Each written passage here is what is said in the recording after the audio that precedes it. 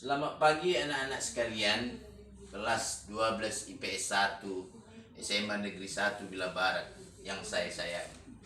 Kita masuk pelajaran bahasa Indonesia, yaitu tentang mengidentifikasi informasi cerita teks sejarah.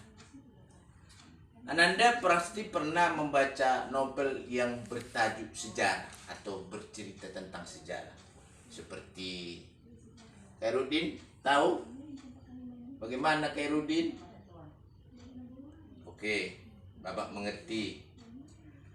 Novel sejarah dapat dikategorikan sebagai novel ulang atau rekon. Novel ini ada 3 jenis. 1.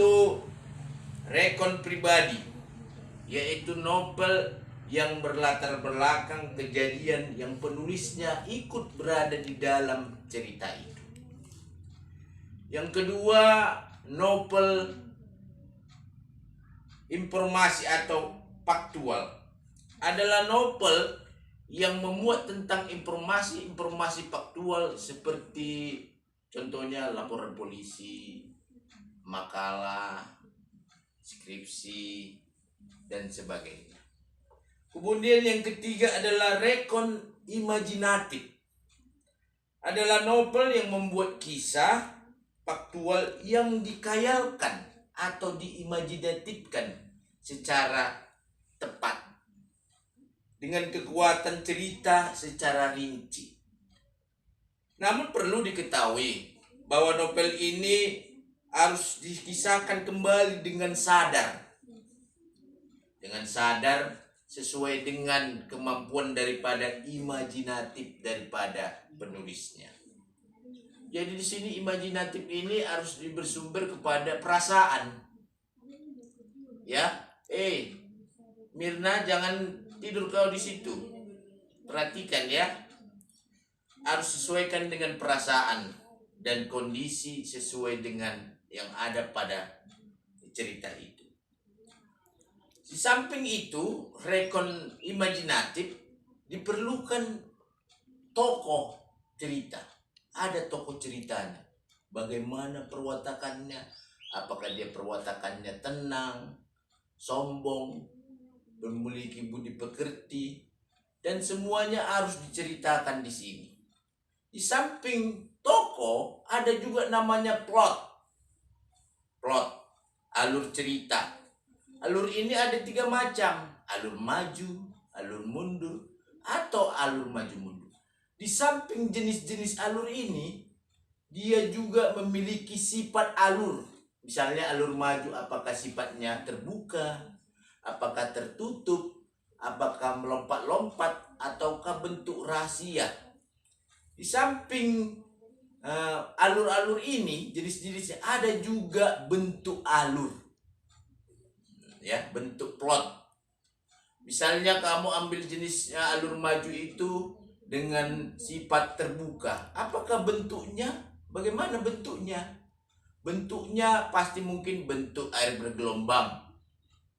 Bagaimana cerita seperti air bergelombang? Mungkin kamu belum memahami.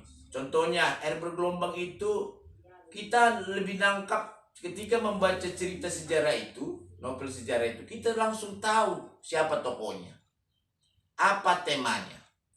Kemudian ada juga bentuk plotnya, bentuk gergaji. Bentuk gergaji itu yaitu plotnya dengan model gergaji, yaitu ekstrim. Cerita-cerita ekstrim dengan peperangan Majapahit pada saat Diponegoro dan sebagainya. Dan juga ada yang model yang bentuk plotnya bertangga. Bertangga ini biasanya dengan sifat kerahasiaan.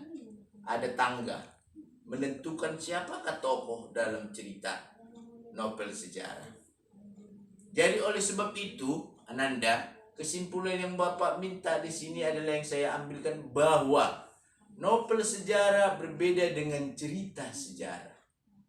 Novel sejarah diimajinatifkan dengan perasaan, dimasukkan unsur rasa senang, rasa bahagia.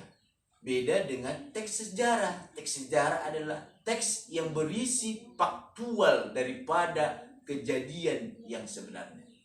Oleh sebab itu, untuk materi ini Bapak sampaikan kepada anak IPS 12 IPS 1 supaya belajar dengan tekun di rumah, memahami daripada perbedaan antara novel sejarah dengan teks sejarah.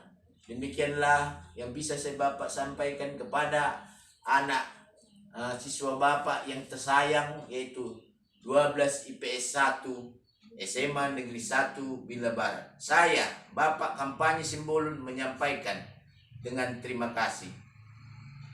Selamat pagi.